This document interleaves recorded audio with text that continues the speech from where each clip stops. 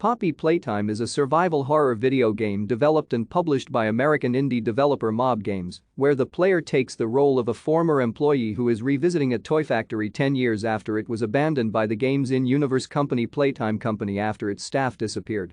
The player navigates through a first-person perspective and must solve puzzles, some requiring a gadget named the GrabPack, in order to progress further while avoiding various enemies. The first chapter was released on Steam for Microsoft Windows on October 12, 2021, and later for Android and iOS on March 11, 2022.